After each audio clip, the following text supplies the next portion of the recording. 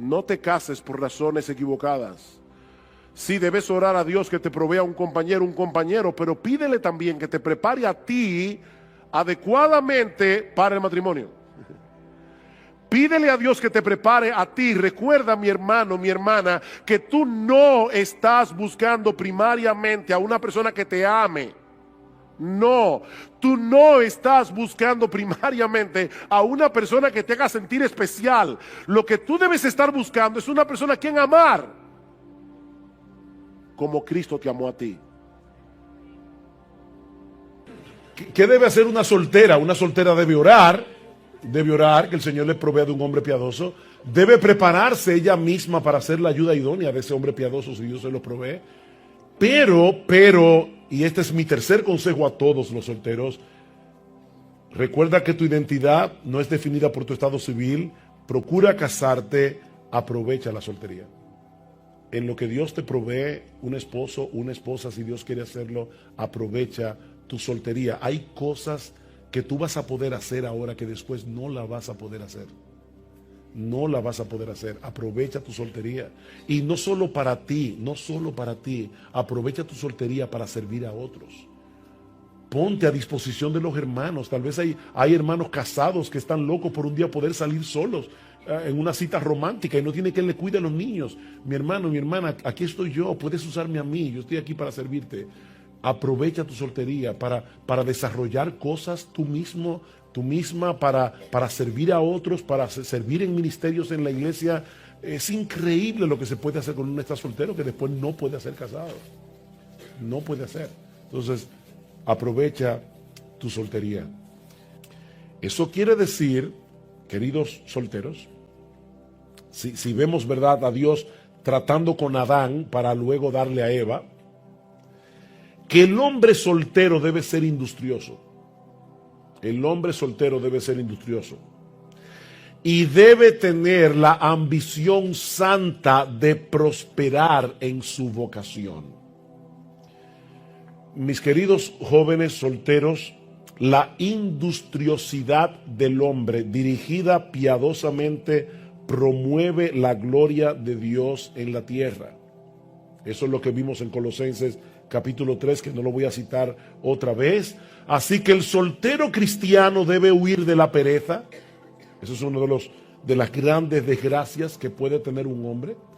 El soltero cristiano debe cultivar la disciplina personal que le va a permitir desarrollarse en su vocación. El soltero cristiano debe perseverar, debe desarrollar perseverancia para permanecer en una labor hasta que el trabajo sea hecho y sea hecho bien. El soltero cristiano debe cultivar la diligencia. El soltero cristiano no debe conformarse con la mediocridad. De hecho, en la segunda carta a los tesalonicenses, el apóstol Pablo dice claramente que a una persona en la iglesia que no quiere trabajar, que tampoco coma.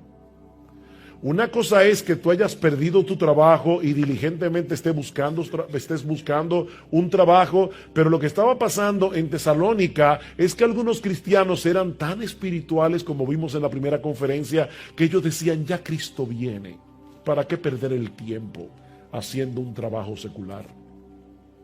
Y Pablo dice, bien, no hay problema, pero tampoco coman. Porque Dios estableció que el sostén propio y el de tu familia se obtenga a través de un trabajo. A través de un trabajo. Dios te ha asignado una responsabilidad, la administración de una vocación de la que depende tu sostén y el sostén de la familia, si a Dios le place darte una familia. Y si tú eres mediocre, tú no vas a poder hacer eso adecuadamente. En 1 Timoteo capítulo 5 versículo 8, el Señor dice que el que no provee para los suyos y mayormente para los de su casa es peor que un incrédulo y ha negado la fe. Wow, esas son palabras duras. Un hombre que no puede proveer para su familia. Vuelvo y repito, no porque tenga una enfermedad, no porque no consiga trabajo, sino porque sencillamente no quiere trabajar. O porque el individuo es un trabajador mediocre y lo despiden de todos los trabajos. Nadie lo quiere en el trabajo. Hablando con un joven el otro día le decía, mira, tú necesitas hacerte indispensable en tu trabajo. O sea, trabaja de tal manera que el jefe no quiera salir de ti porque estamos recortando personal. Bueno, trabaja de tal manera que cuando el jefe piense a quién van a votar, que tú no seas el primero de la lista. Que él no quiera salir de ti. Así que, hermano, por el bien del reino de Dios, por la gloria de Dios aquí en la tierra y por el bien de tu familia, no debes ser un mediocre. Así que no toda preocupación que manifieste una joven por el futuro de su pretendiente puede ser tomado como una señal de materialismo. O sea, cuando una joven te pregunta, está pretendiendo una joven, dice, ¿y qué tú trabajas? ¿Y cómo te ven en tu trabajo? Eso no es materialismo, eso es sensatez. ¿Ustedes recuerdan cuando Abraham envió a su siervo a buscarle esposa a Isaac? Lo primero que el siervo de Abraham le dijo al padre de Rebeca fue: mi amo tiene ganados, tiene riquezas, tiene muchas cosas, y todo eso se lo ha dado a su hijo Isaac, que ahora está pretendiendo a la hija tuya. En otras palabras, él tiene con qué. Eso es lo que le está diciendo. Así que eso no es materialismo, eso es sensatez. Jóvenes que están aquí, antes de decirle sí a un hombre, asegúrense, no de que él sea rico. No, yo no estoy diciendo eso. No de que él la va a poner a vivir como una reina, tampoco estoy diciendo eso. Asegúrate de que el individuo sea responsable, que el individuo sea industrioso, que sea trabajador, que no se pase horas jugando videojuegos. No te cases con un hombre así. No te cases con un hombre así. La mujer depende del hombre en muchos sentidos y por lo tanto, antes de dar el sí, tú debes estar segura de que ese individuo realmente puede ser un líder en tu vida. Pero Dios también le dio al hombre no solamente la responsabilidad de administrar un trabajo, sino también la responsabilidad de administrar sus palabras. Y yo sé que esto puede sonar un tanto extraño. Nosotros estamos tan acostumbrados al hecho de que somos capaces de hablar que fácilmente podemos dar por sentado ese don maravilloso que Dios le ha dado al ser humano. Esa capacidad que tenemos de comunicarnos por medio de palabras es una consecuencia de haber sido hechos a imagen de Dios. Nuestro Dios habla, Él se comunica, Él da a conocer sus pensamientos. Él ha dado al hombre esa misma capacidad, aunque existe una diferencia abismal entre las palabras de Dios y nuestras palabras. Cuando Dios habla, cosas ocurren. Cuando yo hablo, nada pasa. Pero yo puedo dar a conocer lo que yo quiero a través de mis palabras. Dios dice, sea la luz, y viene la luz. Yo digo, sea la luz, y bueno, a menos que enciendan la luz, no va a pasar absolutamente nada.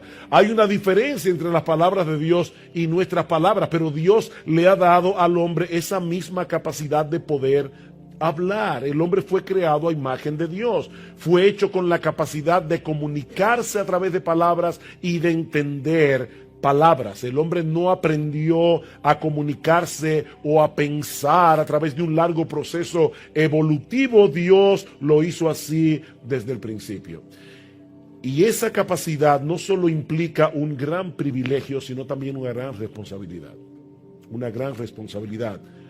En Génesis 2, nosotros encontramos a Adán, todavía soltero. Recuerden, Eva no aparece todavía en el panorama.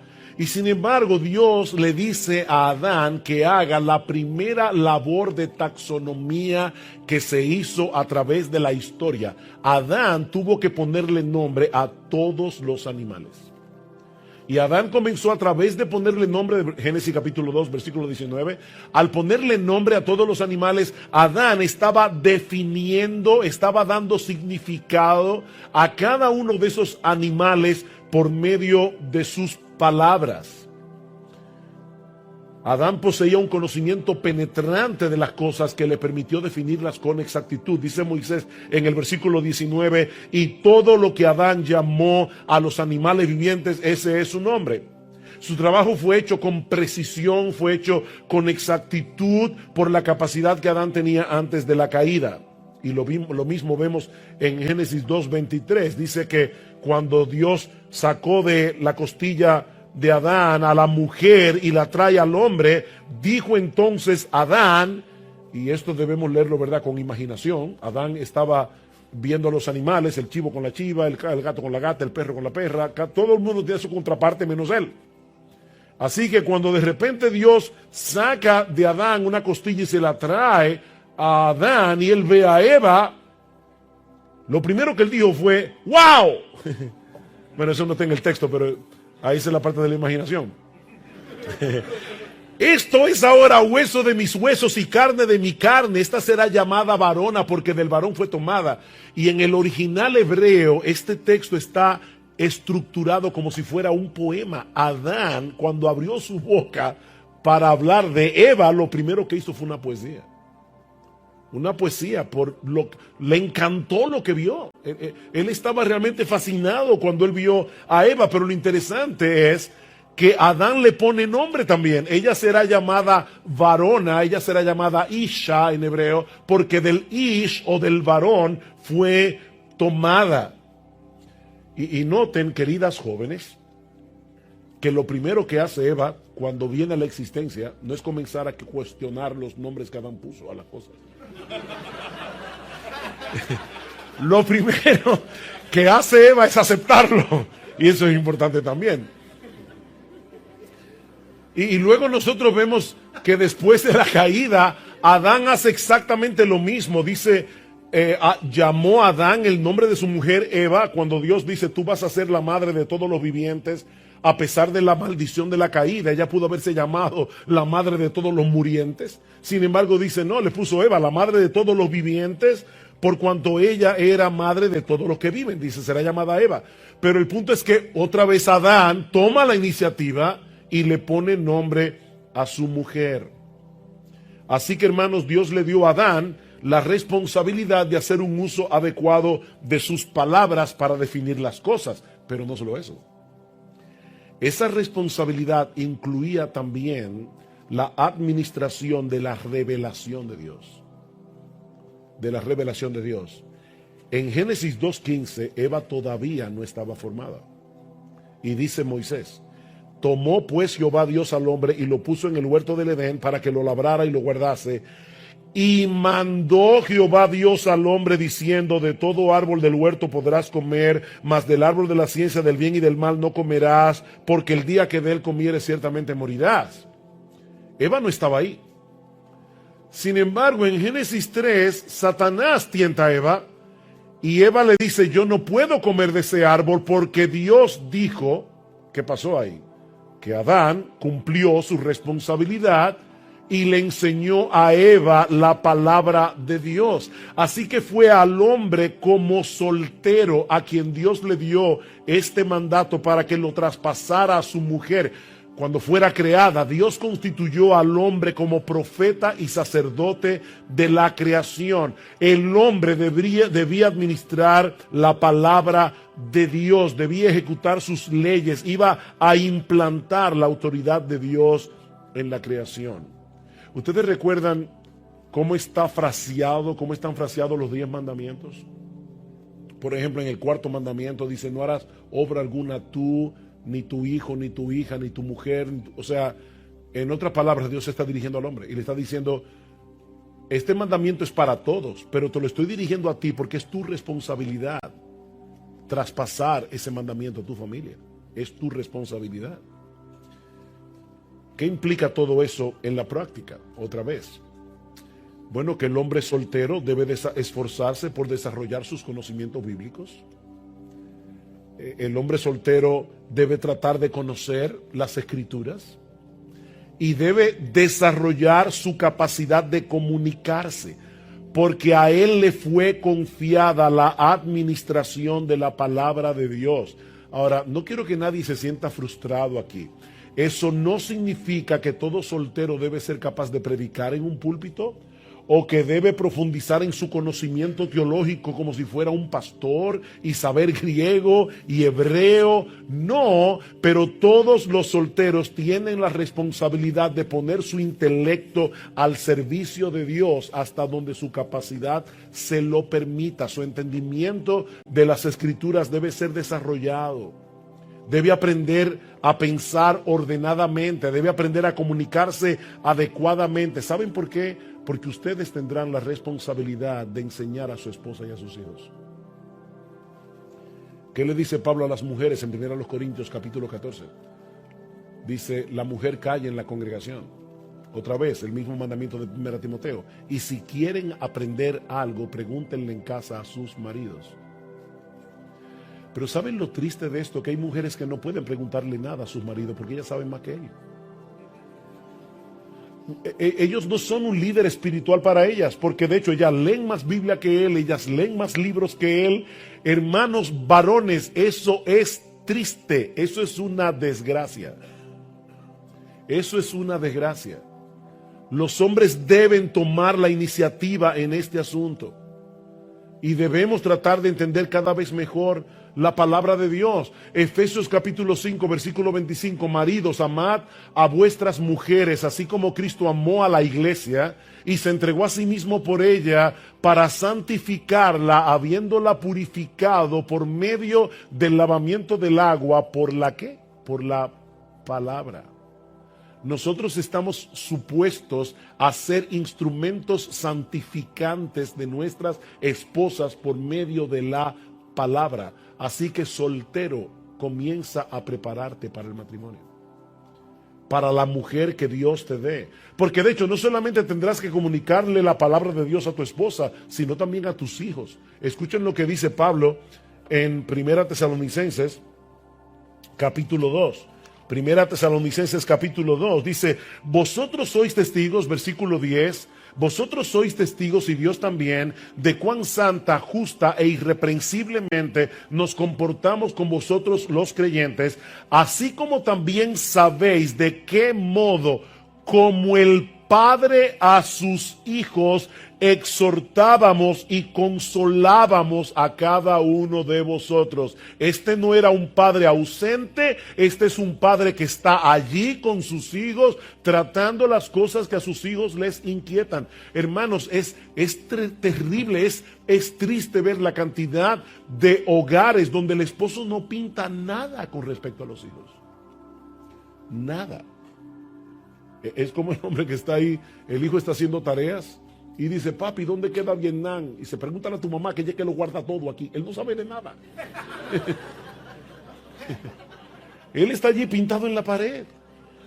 Hermanos, de verdad, eso nos hace reír ahora, pero las mujeres que se casen con ese tipo de hombres van a llorar. Hermanas, de verdad, van a llorar. Van a llorar. Los hombres a veces no hablan. ¿Cómo uno aprende a hablar? ¿Cómo uno aprende a comunicarse? Hablando. Se calcula que las mujeres hablan 50,000 palabras al día. Los hombres hablan como 35,000. De ellas, 34,999 lo hablan en el trabajo. Así que cuando ellos llegan a casa, la mujer ha hablado como 5,000 más o menos en el día. La está esperando a él con 45,000 para hablar. Los hombres deben hablar, deben sentarse a hablar con sus mujeres. Ellas quieren que tú te sientes a hablar con ellos. Una vez hablé con un hermano de nuestra iglesia, la esposa vino donde mí y me dijo, pastor, yo estoy desesperada. Mi esposo es un buen hombre, pero no habla. No habla. Yo llamé al marido, le dije, mira mi hermano, de verdad, con todo amor, quiero decirte esto, tu esposa quiere que tú converses con ella, quiere que tú te comuniques con ella. Ahora te voy a dar un truco. Este hermano estaba trabajando como a 1 hora de la capital en un trabajo en el interior.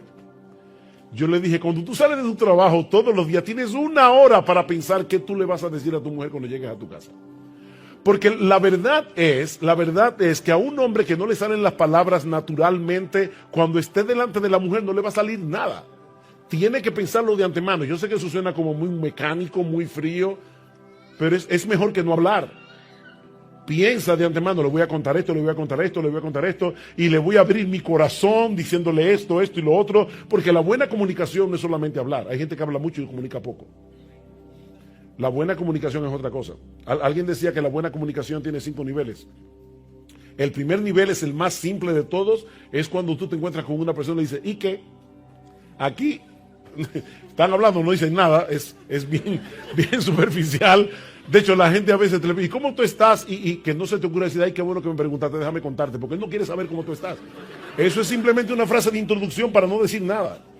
Ese es el nivel más elemental. El otro nivel es el que yo le llamo el noticiero. Hay personas que se reúnen a darse noticias. Y hay esposos que se comunican a ese nivel. Ellos comparten noticias. ¿Cómo te fue hoy? Me encontré con un cliente. ¿Y qué pasó? No cogió no pude resolver nada con él. Una noticia. Ella le dice, bueno, yo también iba a hacer algo en la casa, pero no pude porque el carro se dañó y no pude llevar a los niños a la escuela. Otra noticia. Pero eso tampoco es comunicación, eso es un noticiero. El otro nivel de comunicación es el que yo llamo entrar por la puerta de atrás, y eso lo usan sobre todo las mujeres. Las mujeres son las que más usan ese tipo de comunicación, que es cuando una mujer quiere, por ejemplo, que su esposo le compre un mueble nuevo. Y le dice, wow, mi amor, si tú vieras el mueble que fulano le compró a su esposa. Y a un precio increíble, a 12 cuotas. Pero lo que ella quiere decirle es, yo quiero que me compres un mueble nuevo para la sala. El cuarto nivel es el más peligroso porque parece el mejor, pero todavía no ha llegado a donde debe llegar. Es cuando una mujer le puede decir a su marido, mi amor, yo quiero que vayamos ahorrando porque de verdad quiero cambiar los muebles de la sala. Ella no está entrando por la puerta de atrás, le está diciendo directamente lo que ella quiere. Ahora, ¿qué les parece si esta mujer le dijera a su esposo, mi amor, yo quiero que hagamos un esfuerzo y cambiemos los muebles de la sala? Porque el otro día cuando mi mamá vino a visitarnos, yo me sentí avergonzada cuando ella se sentó en ese mueble y casi llega al piso. ¿Cuál es la diferencia? Que ella ya no está simplemente comunicando un deseo, ella está abriendo su corazón. Y es lo mismo cuando un hombre llega y le dice a su esposa, oye, ¿te acuerdas que te había pedido que orara por esa cuenta de este cliente que era tan importante? Perdimos esa cuenta y yo me siento horriblemente mal porque yo no fui todo lo diligente que yo pude haber sido para conseguir ese cliente. Eso es abrir el corazón. Hombres, aprendan a abrir sus corazones, aprendan a hablar, porque Dios cuando creó a Adán y lo puso en el huerto del Edén, lo mandó que hablara y le dio una responsabilidad, la responsabilidad de administrar palabras. En tercer lugar, Dios le encargó a Adán la responsabilidad del gobierno de su hogar. Dios le encargó a Adán la responsabilidad del gobierno de su hogar. El gobierno doméstico ha sido puesto sobre los hombros de los hombres. La responsabilidad del hombre es ser cabeza de la familia. Como soltero, Adán fue preparado por Dios para ejercer ese liderazgo en la creación y en el hogar. Tan pronto la mujer fue creada, como vimos, es el hombre que la define. Es el hombre quien la nombra, aún después de la caída. Y de hecho, cuando Adán y Eva pecaron, ¿a quién fue el primero que Dios llamó a cuentas? Fue Adán. Porque independientemente de que el diablo tentara a Eva, el responsable de esa caída fue Adán. En la Biblia de las Américas se ve más claro que en la Biblia de Reina Valera. Pero dice que cuando Eva tomó del fruto, Adán estaba al lado de ella. Adán debió haber ejercido su autoridad en ese momento y no lo hizo. De hecho, mi esposa y yo tuvimos la oportunidad de ir a Roma hace poco y fuimos a la Capilla Sixtina. Yo nunca me había dado cuenta de ese detalle, a pesar de que había visto los frescos de la Capilla Sixtina en libros, pero cuando Miguel Ángel pinta la caída, se ve a Eva tomando del fruto y a Adán bajando la rama. Búsquenlo en internet. Él fue responsable. A mí me sorprendió de verdad cómo Miguel Ángel pudo captar ese detalle en las escrituras, pero los dos fueron responsables de la caída. Sin embargo, Dios llama a Adán a pedirle cuentas. Y de hecho, lo primero que le dice es: por cuanto oíste la voz de tu mujer. Tú no debiste haber hecho eso. Tú debiste haber ejercido tu liderazgo. Así que, hermanas, no fue después de la caída, por causa del pecado, que el hombre fue constituido como cabeza de la mujer. Esa no es una anomalía introducida en el mundo como parte del pecado o como causa del castigo de Eva. No, eso fue así desde el principio. Así fue como Dios lo diseñó. Y no olviden que después que Dios terminó su creación, dice que Él vio todo lo que había hecho y aquí que era bueno en gran manera. Así que no hay nada pecaminoso en ese orden divino, no hay nada inadecuado, nada que sea degradante para la mujer o excesivamente pesado para el hombre. Ahora, debo hacer una aclaración aquí. Varones, eso no significa que la mujer debe ser anulada en el matrimonio o que sus puntos de vista no deben ser escuchados. Porque de hecho Eva fue dada a Adán como ayuda idónea. Algunos varones parecen sentirse amenazados cuando una mujer da su opinión, como si el mero hecho de expresar lo que piensan fuera un ataque directo contra su autoridad o contra o una falta de sumisión. Pero eso no es así. Aún en el caso de las esposas, su sumisión no debe llevarlas a un estado de conformismo tal que ella no exprese, aunque lo haga en una forma adecuada, sus desacuerdos con su marido. Eso es parte, mis hermanas, de ser ayuda idónea. Eso es parte de ser ayuda idónea. Una de las características de la mujer virtuosa en Proverbios 31, dice el versículo 26, es que ella abre su boca con sabiduría.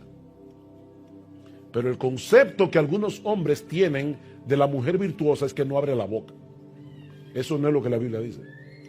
¿Ustedes recuerdan cuando Abigail frenó a David de cometer una locura, una matanza en la hacienda de Nabal, su esposo?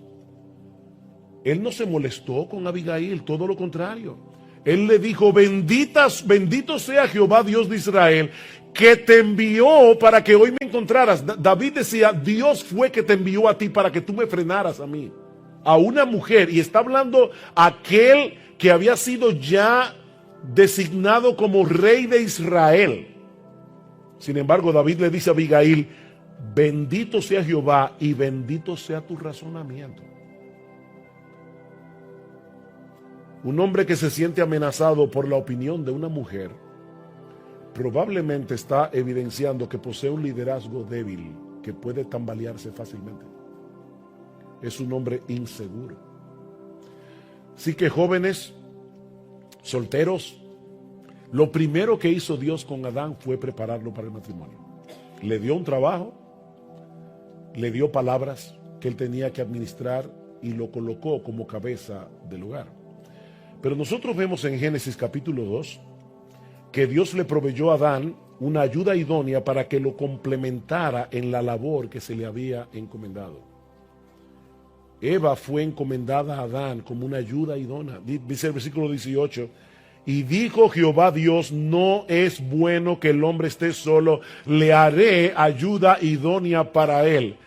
Jóvenes, noten esto: el pecado no había entrado en el mundo. El mundo todavía era perfecto. Adán tenía una comunión con Dios perfecta. Y Dios dice en este pasaje: no es bueno que el hombre esté solo. No es así como se supone que deben ser las cosas. No es bueno que el hombre esté solo. Y Dios le da a Eva. Y Dios le da a Eva para varias cosas. Dos voy a mencionar antes de la caída, una para después de la caída. ¿Por qué Dios creó el matrimonio?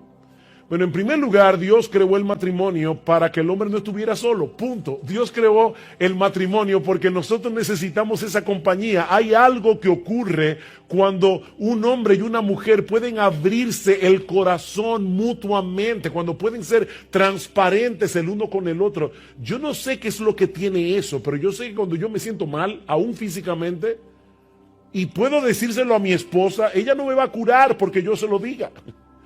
Pero hay algo que ocurre cuando yo puedo decirle, no me siento bien, me siento mal, yo necesito que tú estés al lado mío.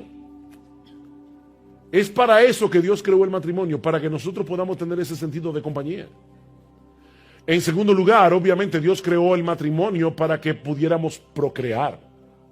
Dios creó el matrimonio para que pudiéramos procrear. Es su voluntad que los niños nazcan en el contexto de una relación que no es una unión libre, es una relación de compromiso. Hay un pacto matrimonial que une a ese hombre con esa mujer y el niño debe crecer, debe desarrollarse en ese ambiente de seguridad, en el amor de su papá y de su mamá.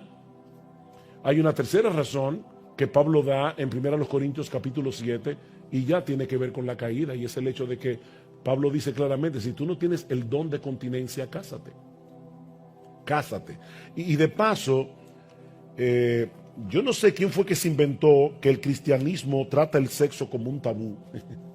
Yo no sé qué libro fue que leyó esa persona, pero no fue la Biblia. Porque la Biblia habla de ese tema muy claramente, muy claramente. Yo no veo ningún tabú en la Biblia con respecto a ese punto. Y Pablo dice claramente a los hermanos en Corinto, en cuanto a las cosas de que me escribisteis, bueno le sería al hombre no tocar mujer. Y más adelante vamos a ver que la razón por la que Pablo dice eso es porque los corintios iban a sufrir una fuerte persecución. Y Pablo dice, si sufrir esa persecución como soltero va a ser un problema, como casado va a ser peor. O sea que no es que Pablo está aquí anulando lo que la Biblia dice acerca del matrimonio, porque el mismo Pablo dice que prohibir el matrimonio es doctrina de demonios. ¿Qué sigue diciendo Pablo?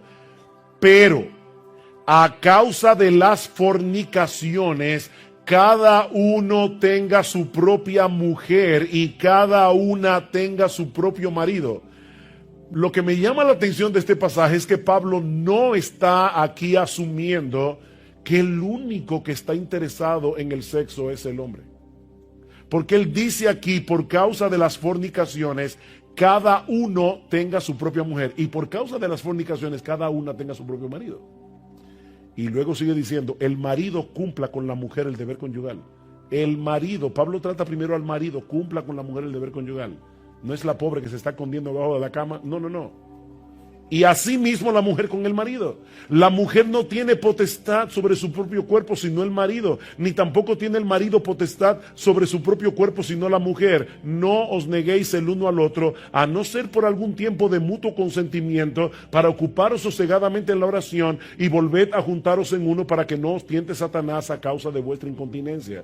Mas esto digo por vía de concesión, no por mandamiento.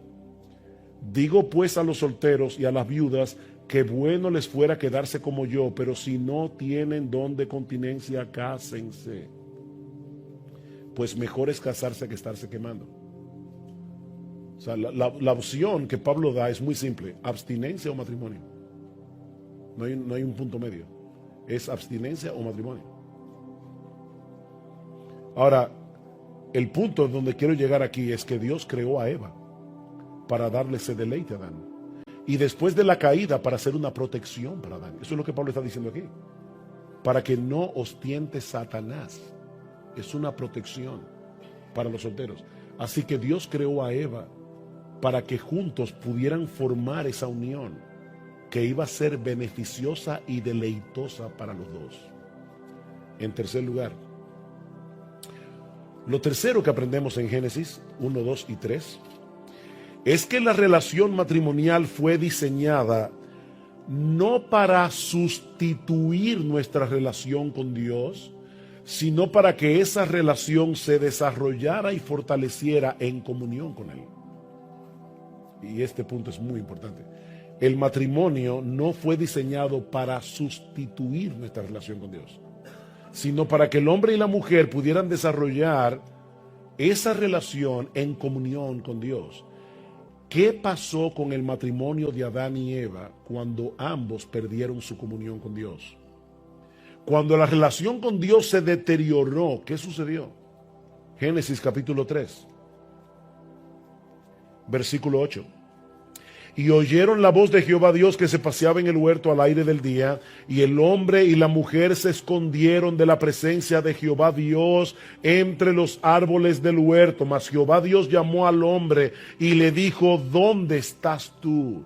Y él respondió: oí tu voz en el huerto y tuve miedo, porque estaba desnudo y me escondí. Y dijo Dios: ¿quién te enseñó que estabas desnudo? ¿Has comido del árbol del que yo te mandé no comieses?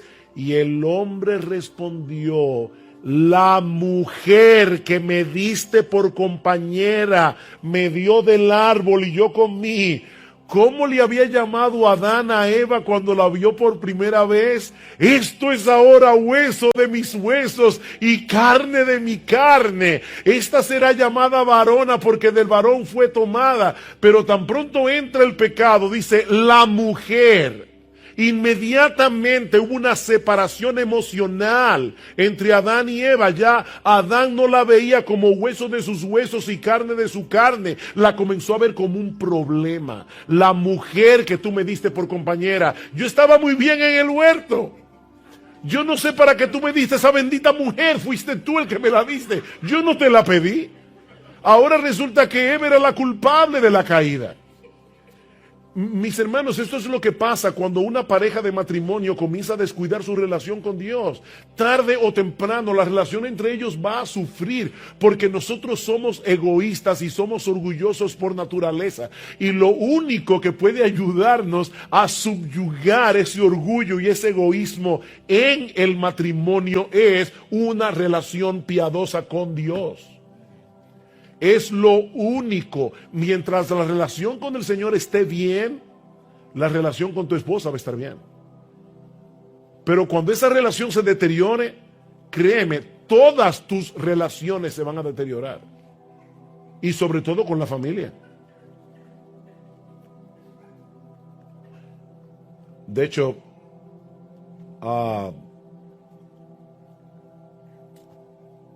en este mundo caído, debo decir eso, no todo el mundo va a poder encontrar un compañero o una compañera. Y eso es así, hermanos, lamentablemente. Pero eso no debe ser motivo para que tú te veas a ti mismo o a ti misma como ciudadano de segunda categoría en el reino de Dios, ni para que te tomes lástima a ti misma o a ti mismo. Porque tu relación con Dios siempre debe estar primero. Y esa es una relación que tú nunca vas a perder. Entonces, hay personas que le van a orar al Señor. Señor, ayúdame a casarme, provéeme un compañero, provéeme una compañera. ¿Y qué pasa si eso no sucede? Bueno, ahí Pablo habla de ventajas de la soltería en 1 Corintios capítulo 7. Los solteros en la iglesia no son ciudadanos de segunda categoría, siempre y cuando mantengan su relación con Dios como primero. Joven soltero, no veas el matrimonio como un salvador. No veas tu matrimonio como un salvador. El salvador es Dios.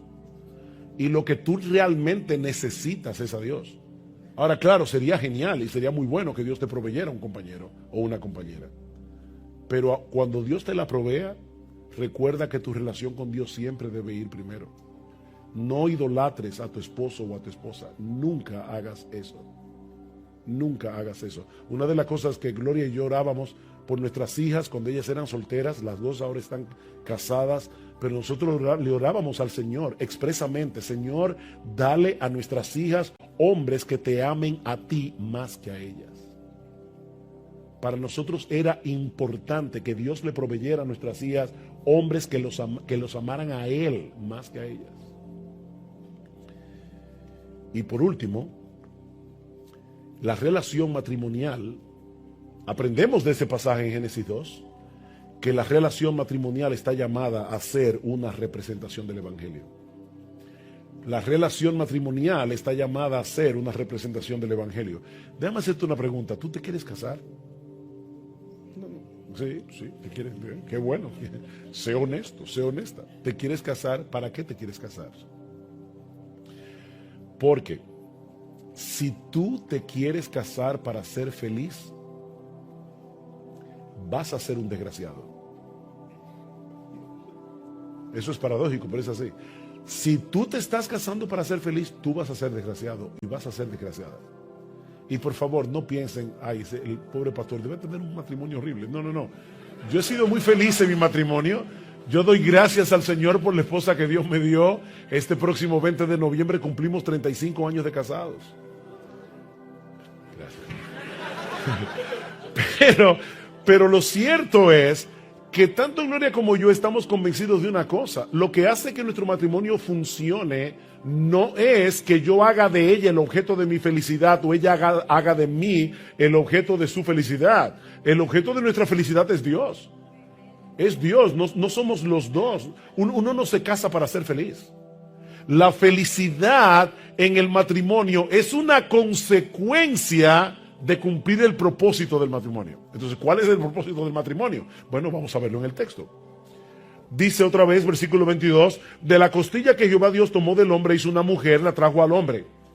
Digo entonces Adán, esto es ahora hueso de mis huesos, carne de mi carne, esta será llamada varona porque del varón fue tomada, por tanto, dejará el hombre a su padre y a su madre y se unirá a su mujer y serán una sola carne. Dios toma a un hombre y a una mujer y los convierte, los funde en uno solo. Ahora vamos a Efesios capítulo 5. Efesios capítulo 5. No olviden ese texto de Génesis 2. Escuchen cómo Pablo explica este texto. Luego, una vez más, versículo 28. Maridos, amad a vuestras mujeres, así como Cristo amó a la iglesia y se entregó a sí mismo por ella. De paso, solteras y hermanas en general que están aquí, a veces las mujeres piensan, wow, a nosotros nos tocó la parte más pesada, porque nos tocó el ser sumisas y estar sujetas a nuestros maridos. Déjenme decirles que tanto el hombre como la mujer representan a Cristo en el matrimonio. Nosotros representamos a Cristo como cabeza de la iglesia. La mujer representa a Cristo como aquel que voluntariamente decidió someterse al Padre. Dios nunca le dice al hombre en la Biblia que someta a su mujer. Esa no es nuestra responsabilidad. Dios nunca le manda al hombre que someta a su mujer. Dios le manda a la mujer a que se someta voluntariamente al hombre. Lo que Dios le manda al hombre es que la ame como Cristo amó a la iglesia. La pregunta es, ¿cuál de esas dos cosas es más demandante? ¿Que la mujer se someta al marido o que el marido ame a su mujer como Cristo amó a la iglesia? Sabiendo que Cristo murió por ella. Entonces dice Pablo, maridos, amad a vuestras mujeres así como Cristo amó a la iglesia, se entregó a sí mismo por ella para santificarla, habiéndola purificado en el lavamiento del agua por la palabra, a fin de presentársela a sí mismo, una iglesia gloriosa que no tuviese mancha ni arruga ni cosa semejante, sino que fuese santa y sin mancha. Uy, esto sí es duro, porque Pablo está diciendo, Cristo decidió casarse con una mujer horrible y ahora Él la está embelleciendo. Él se está encargando de embellecer a su esposa. Él se la va a presentar a sí mismo como una mujer hermosa. Y claro, lo que esto significa, solteros, no es que tú debas buscar la mujer que menos te guste y casarte con ella. Esa no es la aplicación del texto. Uno debe escoger a una mujer que esté dentro del rango de lo que es agradable a tus ojos. No te cases por los ojos, pero sí que sea agradable a tus ojos. Cuando Dios le quitó su esposa a Ezequiel, Dios le dijo, te voy a quitar el deleite de tus ojos. Para Ezequiel era un deleite ver a su mujer, el deleite de tus ojos. Pero en Proverbios capítulo 11, versículo 22, dice claramente, como zarcillo de oro en el hocico de un cerdo es la mujer hermosa apartada de razón. Y eso lo dijo el Espíritu Santo. Así que si te casas con la mujer por el zarcillo, créeme, ella va a envejecer, se va a arrugar por más cremas que use. Así que tú te vas a quedar con el cerdo y perderás al zarcillo. Así que no te cases por esa razón, no te cases comiendo por los ojos, pero que sea agradable a tus ojos. Nadie se puede levantar por la mañana y hacer un sunto todos los días. Debe ser alguien que te guste. Para los gustos se hicieron los colores, Dios le da diferente. Gracias al Señor, ¿verdad? Porque si no, algunos de nosotros estaríamos fritos. Pero Dios hizo gustos diferentes para que podamos alegrarnos el uno con el otro. Ahora, ¿qué dice Pablo? Dice así también. Los maridos deben amar a sus mujeres como a sus mismos cuerpos. Eso no significa Eso no significa que el marido debe amar a su mujer como ama su cuerpo. No, ese como allí es comparativo. Lo que Pablo está diciendo es, no es comparativo, es explicativo, es un como explicativo. Pablo está diciendo, así también los maridos deben amar a sus mujeres porque ellas son su cuerpo. Ellas son su cuerpo. Como ellas son su cuerpo y nadie aborreció jamás a su propia carne, dice, el que ama a su mujer a sí mismo se ama, porque nadie aborreció jamás a su propia carne, sino que la sustenta y la cuida, como también Cristo a la iglesia, porque somos miembros de sus cuerpos, de su cuerpo, de su carne y de sus huesos. Por esto dejará el hombre a su padre y a su madre y se unirá a su mujer y los dos serán una sola carne. ¿Qué texto es ese? Génesis 2:24. Grande es este misterio, mas yo digo esto respecto de Cristo y de la iglesia. Pablo viene explicando todo eso de la unión del hombre con la mujer para llevarnos a este punto. Dios sabía de antemano que iba a haber una caída. Dios sabía de antemano que Él iba a enviar un redentor y que iba a haber una iglesia que iba a ser una con su Salvador. Y ahora Pablo está diciendo en Efesios capítulo 5, Dios diseñó el matrimonio para que el hombre y la mujer intencionalmente representen en su relación la relación de Cristo con la iglesia. El matrimonio está supuesto a ser una parábola viviente del evangelio. Jóvenes, cuando ustedes se casen, se van a casar con una pecadora, por más cristiana que sea. Y solteras, cuando ustedes se casen, si el Señor les concede casarse, se van a casar con un pecador.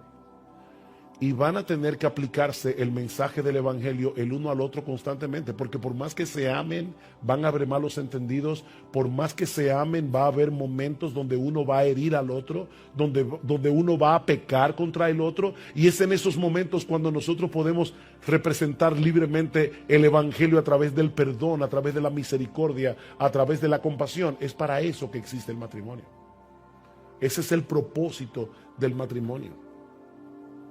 Así que, jóvenes, ustedes se quieren casar, una de las cosas que deben hacer es apreciar el evangelio de Cristo, porque eso es lo que ustedes van a representar cuando se casen.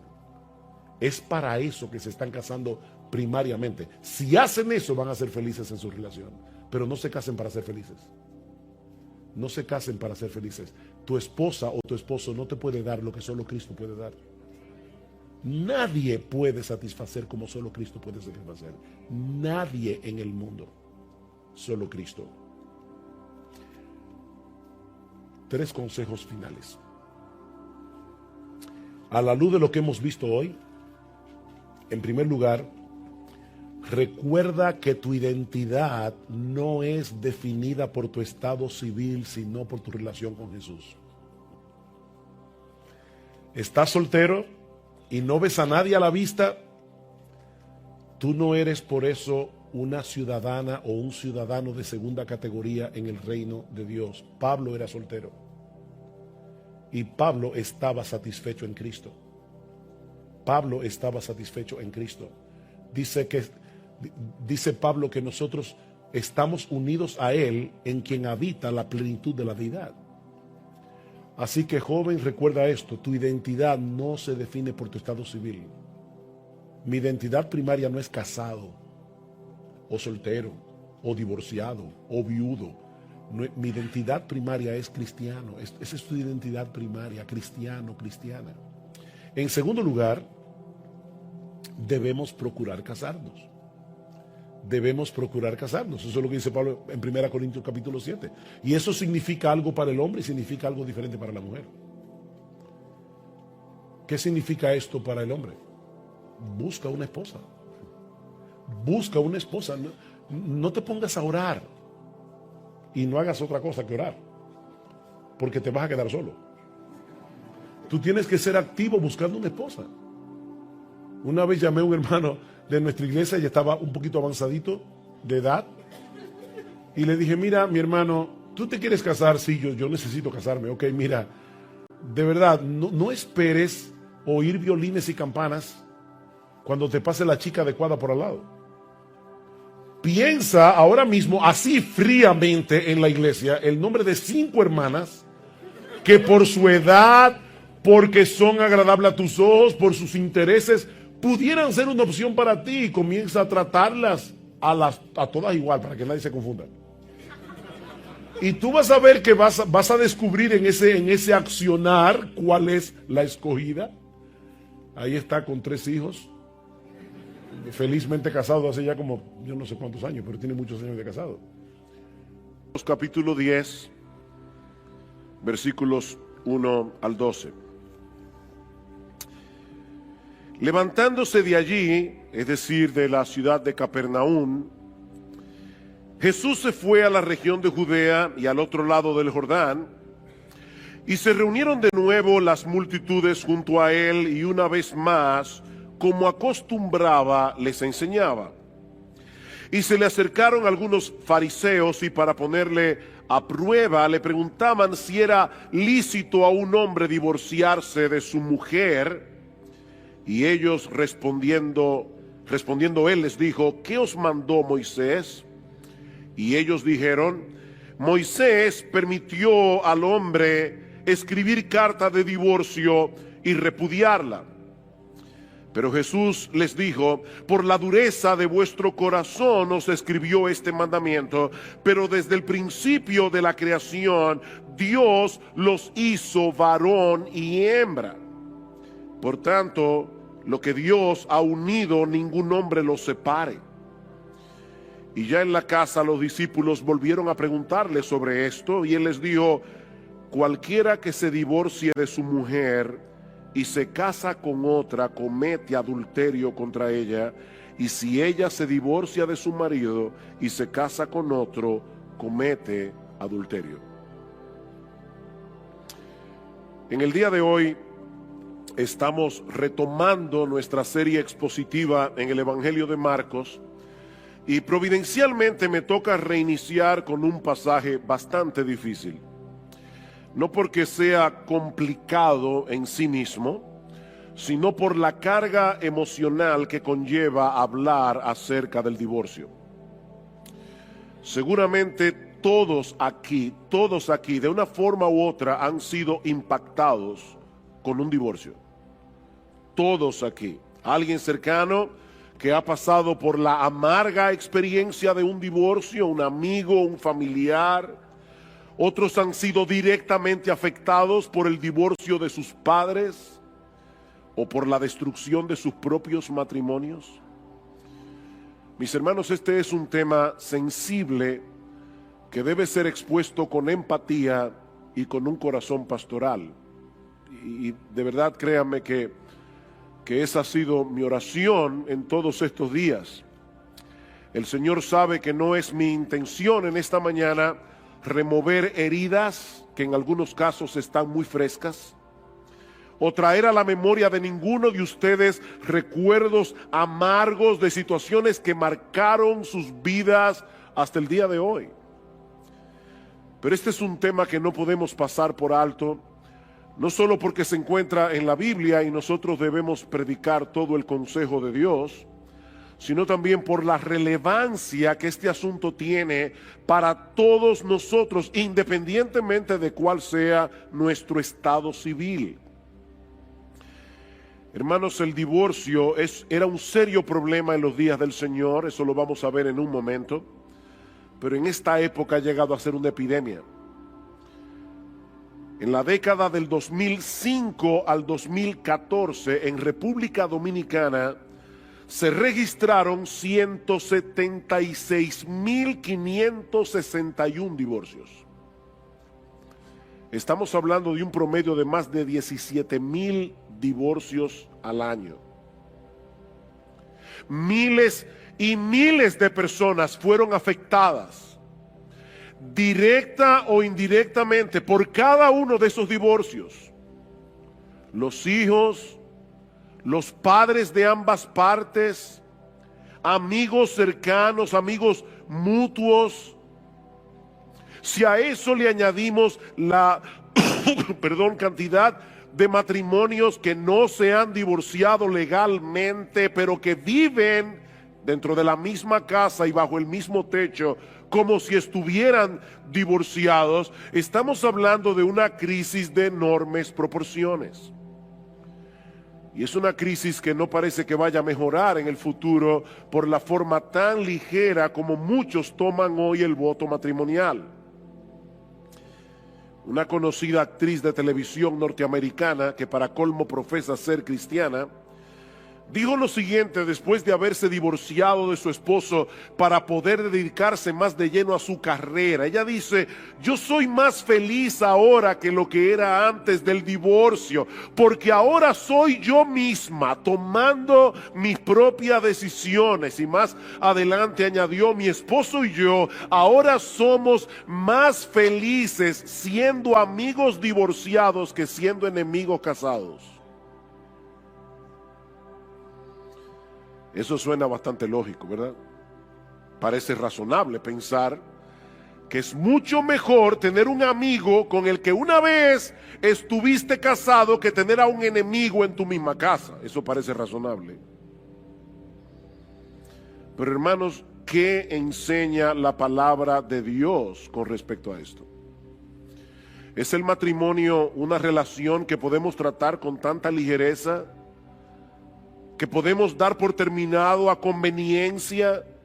Esa es la pregunta que yo quisiera responder en esta mañana a la luz de este pasaje del Evangelio de Marcos, que gira en torno, a una pregunta que hicieron los fariseos. Ellos estaban interesados en hablar acerca del divorcio, pero como veremos en un momento, Jesús estaba interesado en hablar acerca del matrimonio. Ellos querían saber acerca del divorcio. Jesús quería que todos nosotros supiéramos algo acerca del matrimonio. Dice en el capítulo 10, versículo 1, una vez más: levantándose de allí, Jesús se fue a la región de Judea y al otro lado del Jordán, y se reunieron de nuevo las multitudes junto a él, y una vez más, como acostumbraba, les enseñaba. En este versículo estamos entrando en el último tramo del ministerio terrenal de nuestro Señor Jesucristo. El Señor ha salido definitivamente de la región de Galilea, al norte de Palestina, y se dirige hacia la región de Judea, al otro lado del Jordán, es decir, hacia una región, un lugar llamado Perea. Ahora, ¿por qué ese dato es importante? Bueno, ese dato es importante porque esa región estaba gobernada por Herodes Antipas. Y si ustedes recuerdan, Herodes Antipas le había quitado la mujer a su hermano Felipe y se había casado con ella, y luego mató a Juan el Bautista porque había denunciado su divorcio ilegítimo. Y era en ese lugar donde se encontraba Jesús cuando los fariseos vinieron con esta pregunta inocente. Una gran multitud se congrega a su alrededor. El Señor comienza a enseñarles la palabra, y entonces aparecen los fariseos y deciden ponerle al Señor una emboscada, preguntándole sobre un tema sumamente controversial y sumamente peligroso en esa región particular de la tierra de Palestina: la legitimidad del divorcio. Versículo 2: y se le acercaron algunos fariseos, y para ponerle a prueba le preguntaban si era lícito a un hombre divorciarse de su mujer. En Mateo 19:3, que es el pasaje paralelo, nosotros encontramos la misma pregunta, pero en términos más concretos: ¿es lícito a un hombre divorciarse de su mujer por cualquier causa? Noten, mis hermanos, y esto es importante, que ellos están presuponiendo que el divorcio está permitido. La pregunta no es si era lícito el divorcio, la pregunta es si era lícito hacerlo por cualquier causa, hacerlo por cualquier motivo. Y el trasfondo de esta pregunta es la correcta interpretación de lo que decía la ley de Moisés en Deuteronomio 24. Los israelitas habían estado inmersos en la cultura egipcia por más de 400 años, donde fueron esclavos, y habían absorbido muchas de sus costumbres paganas, incluyendo una visión muy ligera acerca del matrimonio.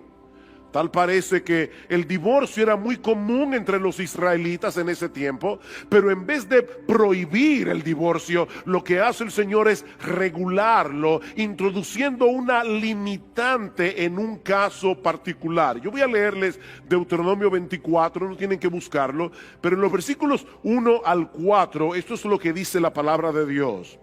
Cuando alguno toma una mujer y se casa con ella, si sucede que no le es agradable por haber encontrado algo reprochable en ella, y le escribe certificado de divorcio y lo pone en su mano y la despide de su casa, y ella sale de su casa y llega a ser mujer de otro hombre. De paso, hermano, Dios no habla por hablar. Si Dios tuvo que regular en ese caso, es porque eso estaba sucediendo muy a menudo. Los hombres estaban divorciándose de sus mujeres por cualquier cosa. Ellas se iban y se casaban con otra persona, y dice ahora el Señor: si el segundo marido también la aborrece y le escribe certificado de divorcio, lo pone en su mano y la despide de su casa, o si muere este último marido que la tomó para ser su mujer, y aquí está la ley: al primer marido que la despidió no le es permitido tomarla nuevamente como mujer, porque ha sido menospreciada, pues eso es abominación ante el Señor. No traerás pecado sobre la tierra que el Señor tu Dios te da por heredad. Es a ese pasaje que están aludiendo los fariseos en Marcos capítulo 10. Ahora, este pasaje no promueve el divorcio. De hecho, este pasaje ni siquiera nos da un juicio de valor sobre cómo deberíamos ver el divorcio. Simplemente regula este caso particular. Si una persona se divorciaba de su mujer por haber hallado en ella algo reprochable, y esta mujer se casaba con otro hombre, si se daba el caso de que ese otro hombre también se divorciara o muriera, su primer marido no podía volver a casarse con ella bajo ninguna circunstancia. Y básicamente lo que Dios está diciendo aquí es: la mujer no es un juguete que tú puedes desechar cuando tú quieras y volverla a tomar cuando tú quieras. Piénsalo bien antes de poner en su mano una carta de divorcio. Mis hermanos, la relación matrimonial no es como el contrato de cable. Cuando tú tienes un cable, cable TV en tu casa, tú puedes buscar otra compañía, a tratar, a ver si los canales que tienes son mejores que lo que tú tienes en el otro plan. Y si no te conviene, puedes volver a la otra compañía, de nuevo, a la anterior. Pero Dios está diciendo: no hagas eso con el matrimonio. El matrimonio es un vínculo sagrado. El matrimonio no puede ser tratado con tanta ligereza. Ahora bien, ¿a qué se refiere el texto de Deuteronomio 24 al hablar de algo reprochable o de algo indecente, como dice la Reina Valera del 60? Bueno, en el tiempo del Señor, y esa fue la razón de la pregunta, en el tiempo del Señor las opiniones estaban divididas con respecto a esto. Por un lado estaba la escuela de un rabino llamado Shammai, que decía que la única causa legítima para el divorcio era el adulterio. Obviamente esa interpretación de Deuteronomio 24 tiene un gran problema. ¿Qué se hacía con las adúlteras y con los adúlteros en el Antiguo Testamento? Le aplicaban la pena capital, así que evidentemente era permitido el matrimonio por causa de adulterio, porque al adúltero lo mataban y la persona quedaba viuda, así que no había problemas, no había que regular sobre ese tema. Así que no puede ser de eso que está hablando Deuteronomio 24. Por otro lado estaba la escuela de otro rabino llamado Hillel, que decía que el texto de Deuteronomio 24 se refiere a cualquier cosa, literalmente cualquier cosa que hiciera que la mujer luciera desagradable o vergonzosa a los ojos del marido. Y por supuesto, además está decir que esa era la posición más popular entre los fariseos en el día del Señor. Noten una vez más la pregunta: ¿es lícito a un hombre divorciarse de su mujer por cualquier causa? ¿Tiene razón el rabino Hillel? Es lo que ellos le están preguntando. Mis hermanos, según el rabino Hillel, si la mujer quemaba el pan, eso era algo reprochable y por lo tanto una causa legítima para divorciarse. Si quemaba el pan. Si el hombre conocía a otra mujer que a sus ojos era más hermosa que la suya, su esposa había llegado a ser algo vergonzoso para él y podía divorciarse. De hecho, Flavio Josefo, que era un conocido historiador del siglo I, llegó a incluir el mal aliento como una de esas cosas reprochables. Imagínense esa pobre mujer haciendo gárgara el día entero. Era increíble. Y aunque nosotros no tenemos el tiempo para considerar en detalle Deuteronomio 24, muchos estudiosos del Antiguo Testamento, y yo concuerdo con esto, piensan que esa cosa indecente, esa cosa reprochable puede referirse a una conducta indecorosa de parte de la mujer que no llegaba a ser adulterio. O sea, probablemente se refiere a un hombre que ve a su esposa comportarse de una manera que para él era vergonzoso, pero no llegaba a ser un adulterio que justificara que ella fuera condenada a la pena capital. Ahora, es un texto difícil. El punto es que los fariseos no estaban interesados en conocer su interpretación. Ellos querían hacer quedar mal a Jesús delante de la gente. Tal vez sospechaban que el Señor iba a estar de acuerdo con la posición más estricta y que eso iba a restarle popularidad. O tal vez esperaban ponerlo en una situación bien difícil con Herodes Antipas. Recuerden que Marcos dice, ellos lo pusieron a prueba. Esto fue una emboscada, mis amados hermanos. Ellos pusieron a Jesús en riesgo. ¿Cómo resuelve Jesús este dilema? Llevándolos a considerar el diseño original de Dios para el matrimonio. Ya vimos la pregunta de los fariseos, veamos ahora en segundo lugar la respuesta de Jesús. Versículo 3. Me encanta esta respuesta. Y respondiendo él les dijo, ¿qué os mandó Moisés? Es una pregunta interesante. El Señor apeló a la Biblia, no a la opinión de un rabino, no a ninguna escuela rabínica. Ellos estaban diciendo, ¿qué te parece lo que dice Hillel o lo que dice Shammai? Y Jesús le dice, ¿qué le parece a ustedes si vamos a la Biblia? ¿Qué dice Moisés? Jesús descansaba plenamente en la autoridad de las Escrituras, no en la opinión de los hombres. Mis hermanos, lo que la Biblia dice es lo que Dios dice. Lo que la Biblia dice es lo que Dios dice, porque este libro que fue escrito por hombres inspirados por el Espíritu Santo. No importa cuál sea el tema que estemos tratando, lo que Dios dice en su palabra es lo que le pone punto final a cualquier cosa. No lo que a nosotros nos parece más lógico en una situación particular. Y yo digo esto porque muchas veces cuando estamos hablando acerca de este tema del divorcio y del nuevo matrimonio, nosotros cometemos el error de argumentar a favor de una postura partiendo de un caso particular que apela a nuestra sensibilidad. Casos que no nos ayudan a ser objetivos porque apelan a nuestras emociones. ¿Cuántas veces hemos oído este ejemplo? ¿Qué debe hacer una mujer que está casada con un hombre que casi ni habla? Y cuando abre la boca, o es para pelear, o es para demandar algo, o es para criticar. ¿Debe continuar casada con ese patán? Miren, mis hermanos, yo no quisiera que esto sonara a falta de empatía con las mujeres que están pasando por esa terrible situación, pero esa no es la primera pregunta que nosotros debemos hacer.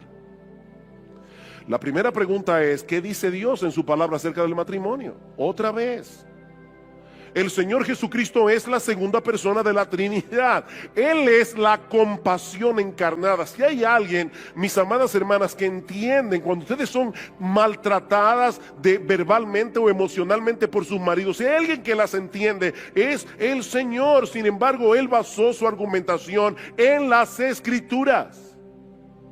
¿Qué dice la Biblia?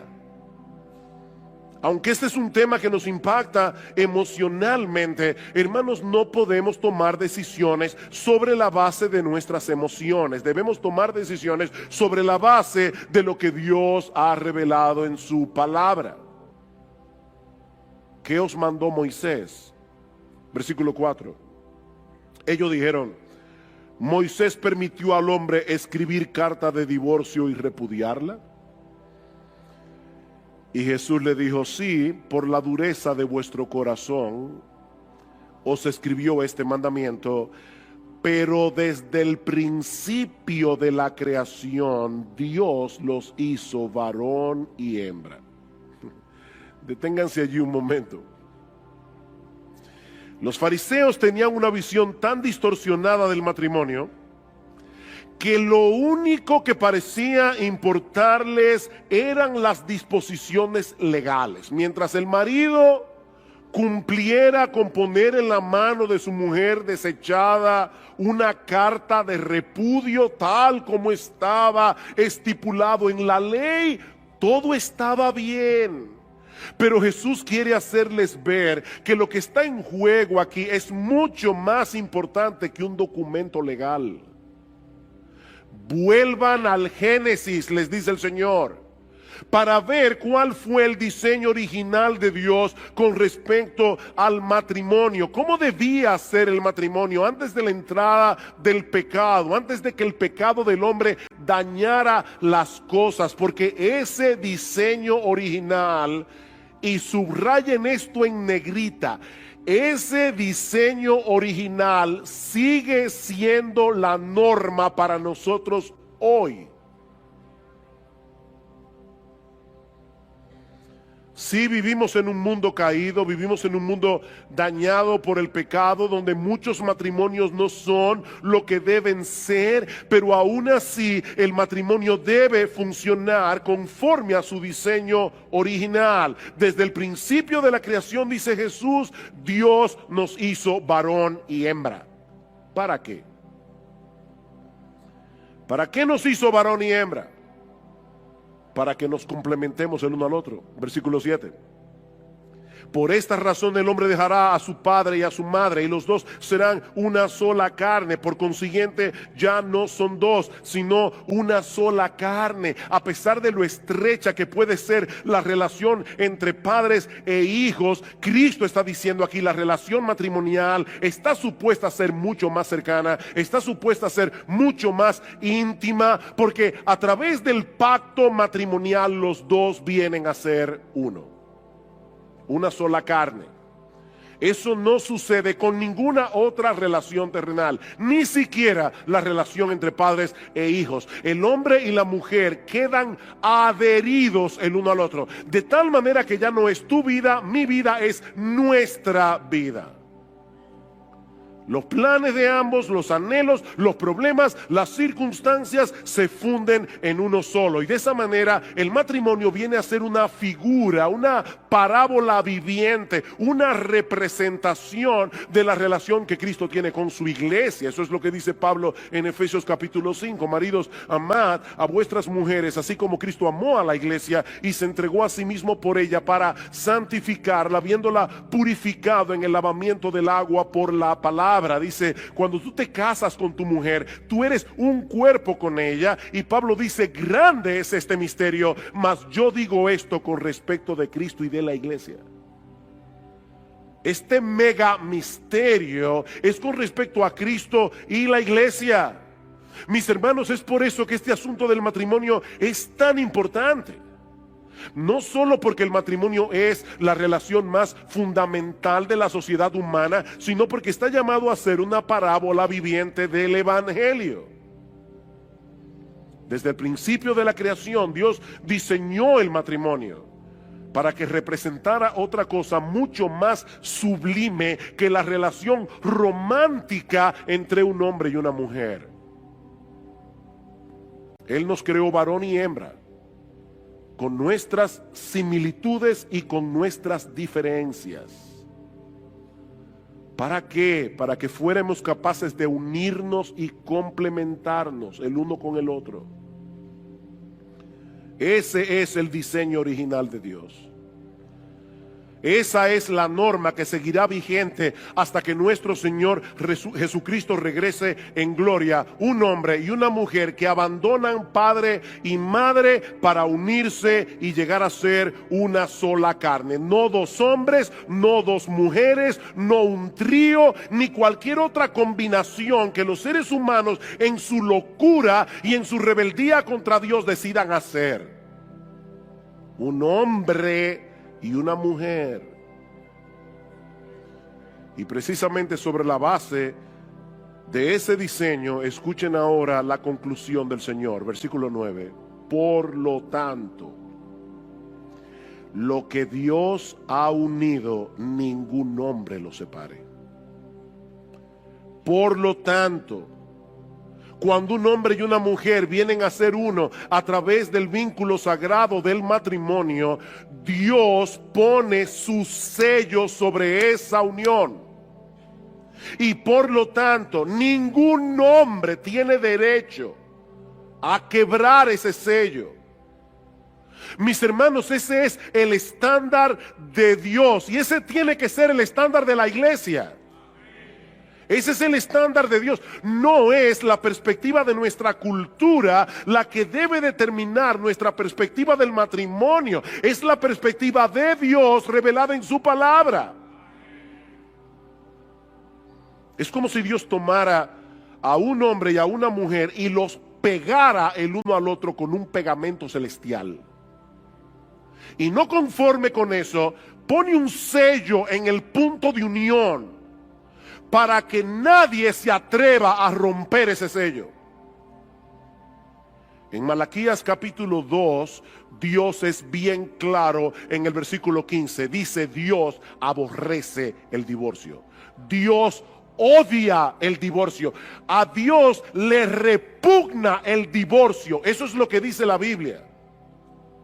Y de hecho, el texto de Malaquías es bien fuerte porque dice: y al que mancha de violencia sus vestidos. Y parece que la idea es como si tú le enterraras un puñal a la otra persona y su sangre te salpicara. Dios odia el divorcio.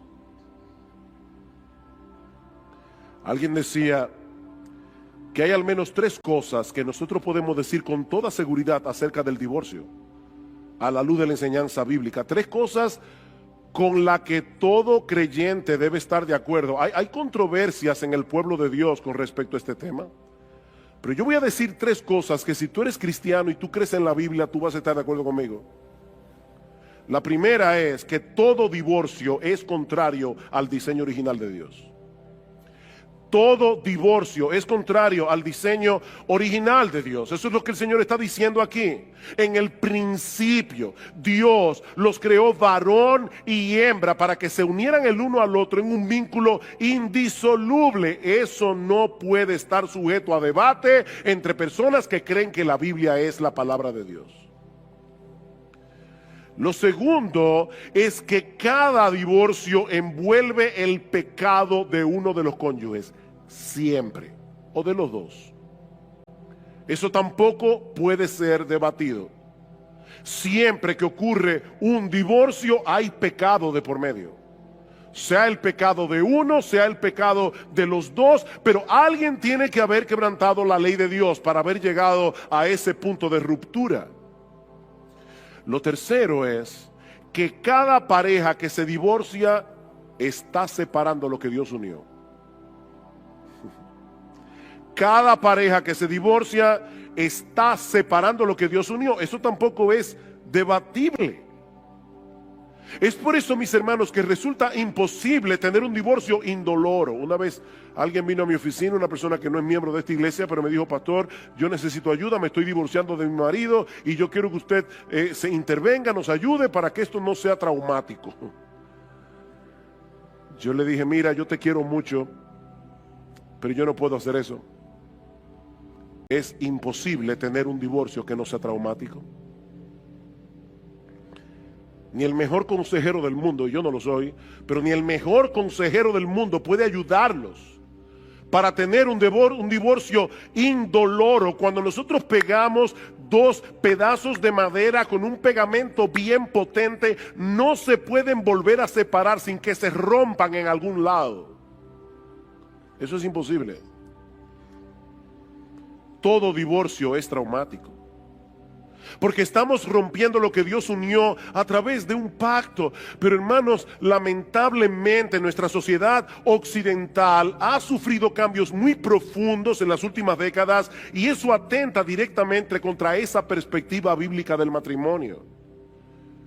Hasta hace relativamente poco tiempo la gente solía pensar en el matrimonio como una unión contractual permanente, diseñada con el fin de proveer amor mutuo, procreación y protección, y que esa unión contractual imponía sobre los cónyuges obligaciones con respecto a Dios y con respecto a la sociedad. Ese era el concepto que la gente tenía antes del matrimonio.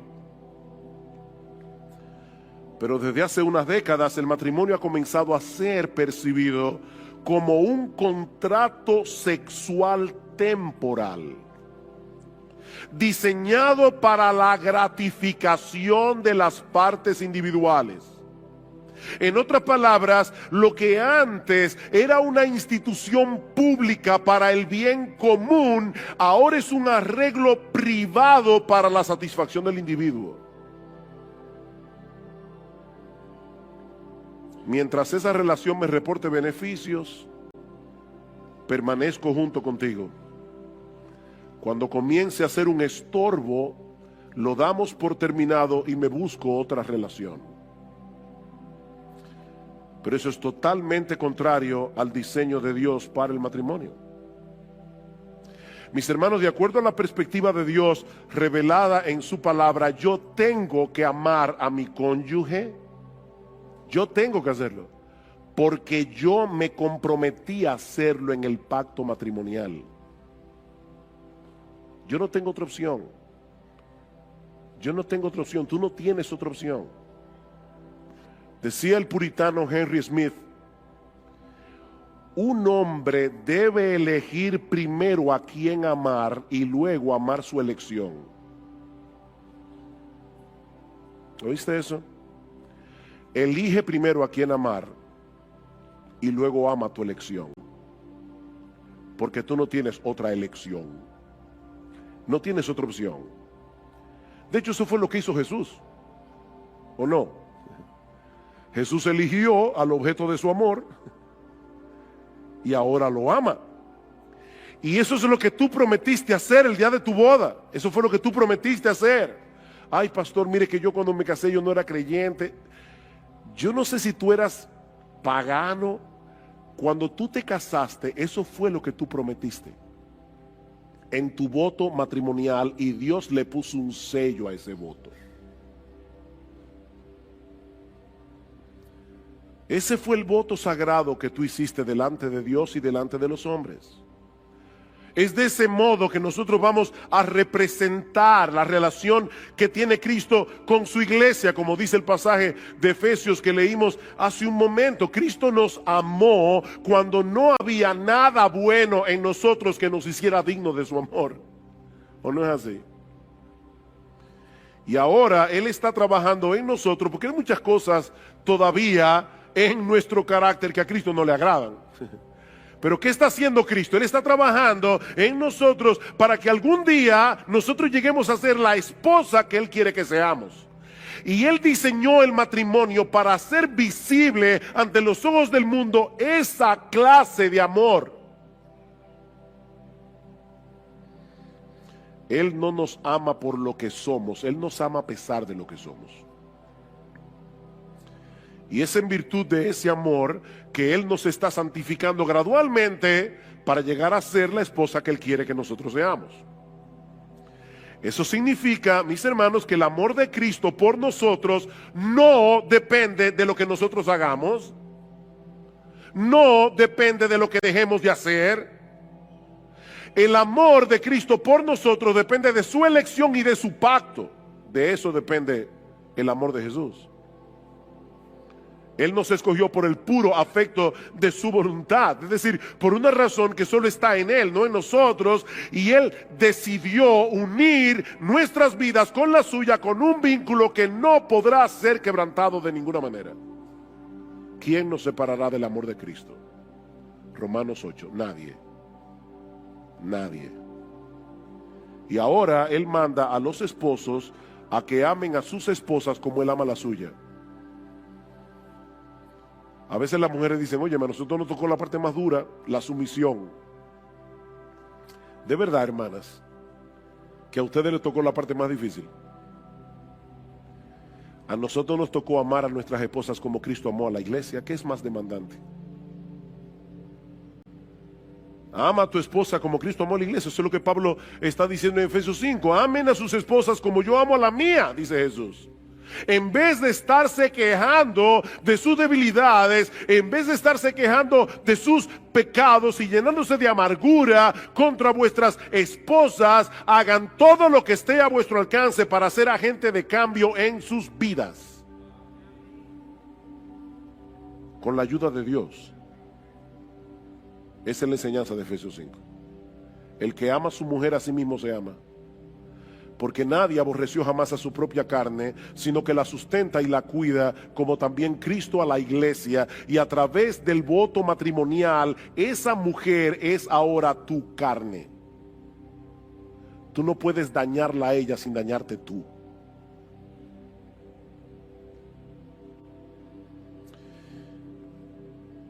Yo les dije, hermanos, este pasaje, ¿verdad?, comienza con una pregunta sobre el divorcio. Pero de lo que habla Jesús es del matrimonio. Ahora, ¿qué del divorcio?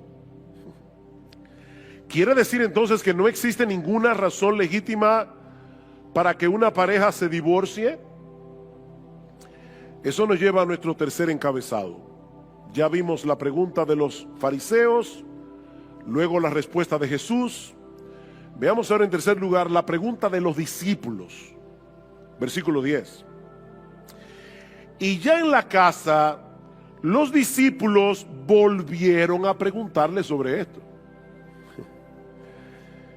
Yo me imagino a los apóstoles diciendo, pero ven acá, a final de cuentas, Él no respondió a la pregunta. Ellos se quedaron dándole mente al asunto. Por lo menos no lo respondió directamente. Y yo supongo que Jesús no quiso responder, por lo menos por dos razones. Por un lado, porque no era una pregunta sincera, eso ya lo vimos hace un momento, esto fue una emboscada. Esto no era una pregunta sincera, ellos no tenían ningún interés de entender mejor las escrituras, ellos querían desacreditar a Jesús. Y el Señor decidió no responderles. Pero yo pensaba, estudiando ese texto esta semana, ¿y no será también que Cristo no quiso responder directamente porque Él quería dejar en la multitud una visión elevada del matrimonio? Recuerden que los fariseos no eran los únicos que estaban allí ese día. Si leen el versículo 1 otra vez, allí dice que Cristo estaba rodeado de multitudes. Ahí había mucha gente, muchísima gente. Y es muy probable que el Señor hubiera querido dejar en sus mentes la idea de que lo importante no es si existe alguna razón legítima para divorciarse. Lo importante es recordar que hay muchas razones para seguir casado.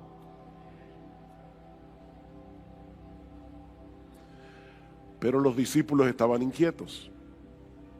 De hecho, en el pasaje paralelo de Mateo dijeron, ay mi madre, pero si eso es así no conviene casarse. Ellos estaban tan acostumbrados ya a esa cosmovisión de que se podían zafar de la mujer por cualquier cosa, que ellos llegaron a pensar, entonces no conviene casarse. Así que ellos vuelven a preguntarle al Señor en privado, y eso nos lleva a nuestro último encabezado, la respuesta de Jesús a los apóstoles. Versículo 11. Y Él les dijo, esto es en privado ahora a los discípulos, cualquiera que se divorcie de su mujer y se case con otra comete adulterio contra ella. Y si ella se divorcia de su marido y se casa con otro, comete adulterio. Ustedes ven, hermanos, por qué yo les decía que esto fue una trampa que los fariseos le pusieron a Jesús, no solamente por lo de Herodes Antipas. Ustedes imaginan que Jesús viniera a un programa de televisión con un alto rating de audiencia y que le hicieran esa pregunta frente a las cámaras y Cristo dijera en nuestra sociedad, cualquiera que se divorcia de su mujer por cualquier causa, porque esa fue la pregunta, y se casa con otra persona, ha adulterado? Esta sociedad está llena de adúlteros. No hubiera sido muy popular. Seguro que no hubiera sido muy popular. Ahora, hermanos, es importante recordar cuál fue la pregunta que Jesús está respondiendo aquí en el Evangelio de Mateo. ¿Es lícito a un hombre divorciarse de su mujer por cualquier causa? La respuesta del Señor a los discípulos es por supuesto que no. Por supuesto que no. No importa lo que las leyes humanas digan al respecto. Lo que Dios unió, el hombre no lo puede separar. Ese matrimonio se registró en la oficialía celestial y Dios no lo ha tachado. De manera que si un hombre se divorcia de su mujer por cualquier causa y se casa con otra, está cometiendo adulterio. Y lo mismo ocurre en el caso de una mujer que se divorcia de su marido y se casa con otro hombre. Están cometiendo adulterio porque a los ojos de Dios continuaban casados.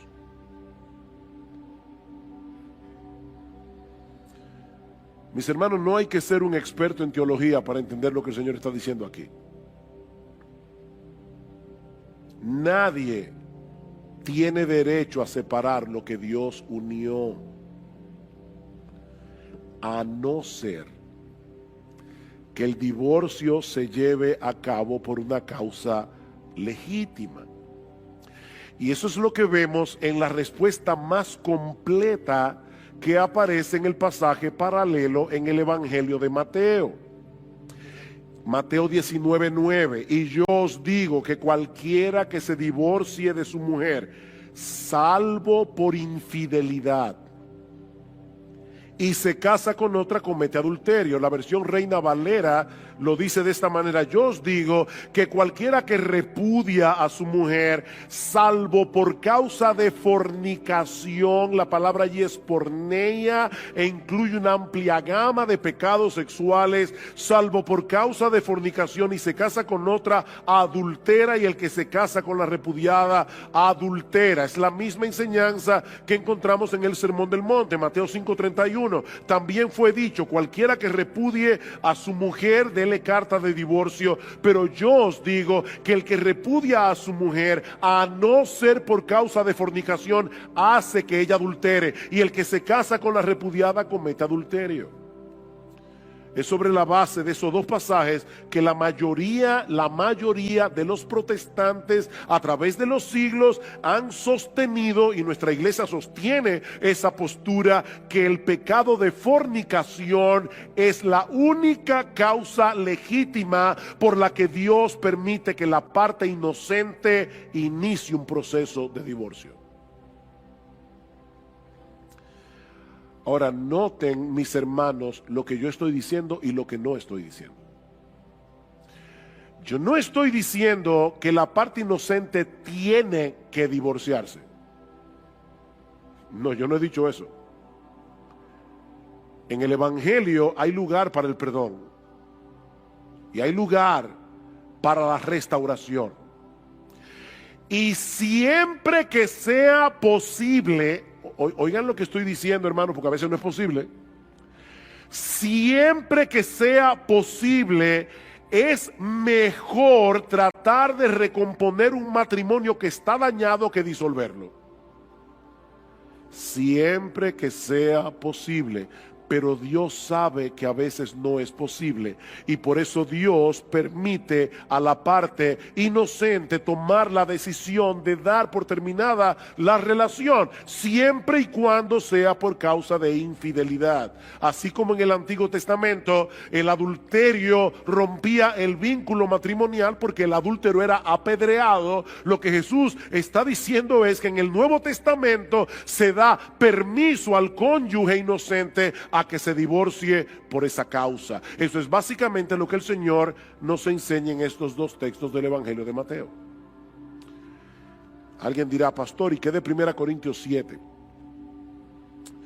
Yo no tengo tiempo para entrar en 1 Corintios 7, pero Pablo está tratando allí dos casos muy diferentes. En primer lugar, está tratando el caso de dos creyentes que porque la relación matrimonial está tan deteriorada, deciden separarse. Y Pablo dice, si a pesar de lo que ya el Señor dijo acerca del matrimonio, ustedes deciden separarse, no se pueden volver a casar. No se pueden, no tienen permiso de Dios para volverse a casar. Por supuesto, ahí Pablo no está tratando con el problema del adulterio. Si hubiera adulterio, habría que tratar ese caso independientemente. Pablo está diciendo dos personas que de repente, profesando ser creyentes, deciden separarse.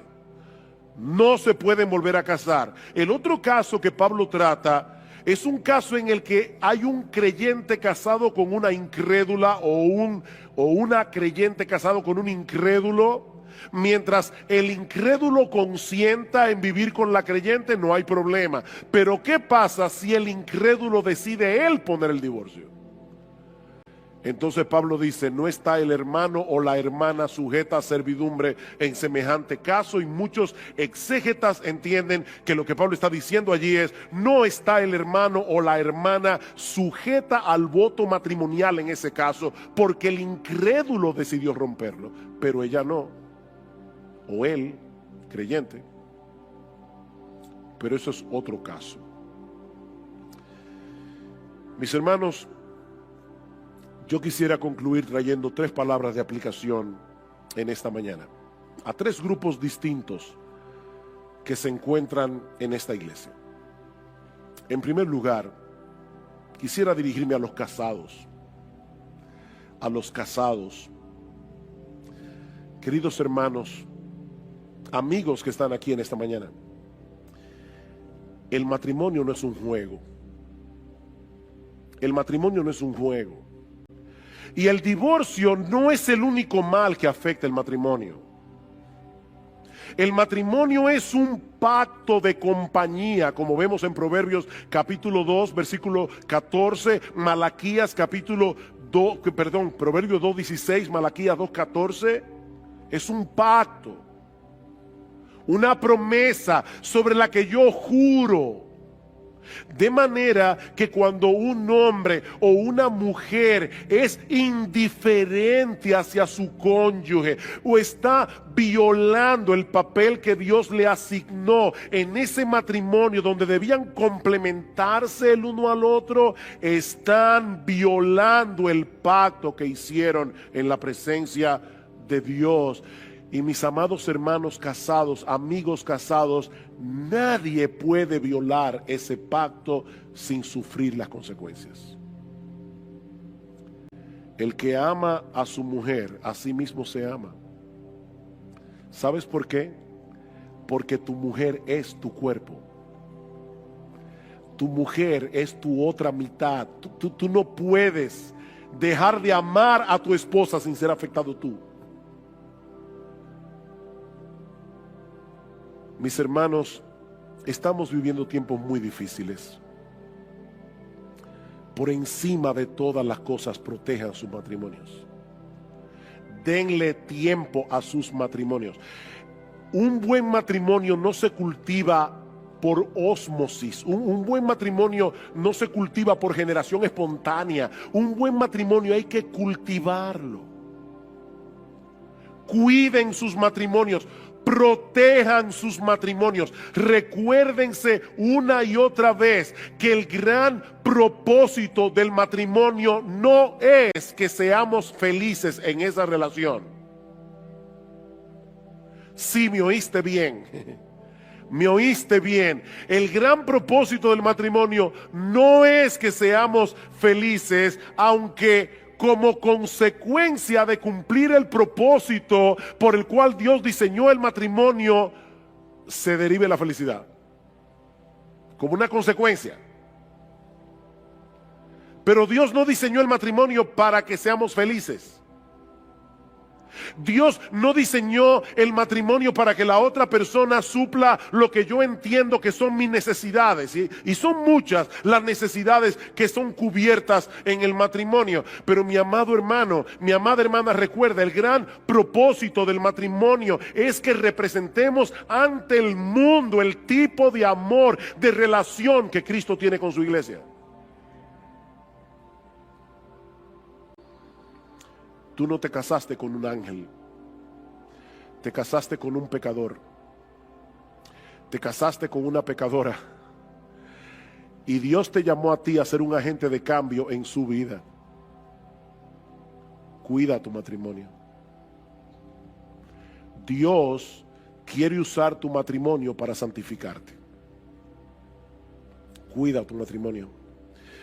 En segundo lugar, yo quisiera dirigir unas palabras de aplicación a los solteros. Procuren casarse. Procuren casarse. Pablo dice eso en 1 Corintios 7. Pero no lo hagan a la ligera. No lo hagan a la ligera. No se lleven simplemente de lo que ven vuestros ojos. Proverbios capítulo 11, versículo 22 es muy claro. El Espíritu Santo inspiró al autor de Proverbios para escribir estas palabras. Como zarcillo de oro en el hocico de un cerdo es la mujer hermosa apartada de razón. Si te casas por el zarcillo, créeme, los años van a pasar. El zarcillo se marchitará y te quedarás con el cerdo.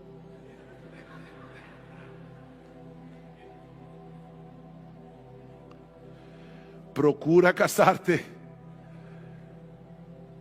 pero no lo hagas a la ligera. No lo hagas por razones equivocadas.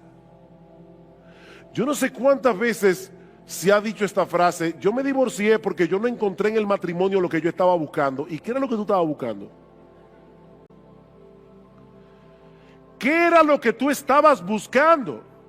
Porque tal vez el problema no es que la institución esté dañada. El problema tal vez no está en tu mujer o en tu esposo. El problema tal vez es que te casaste con expectativas equivocadas. Y Dios es tan bueno que Él nos ha dado el sentido del gusto y nos provee esposas que nos gusten y viceversa.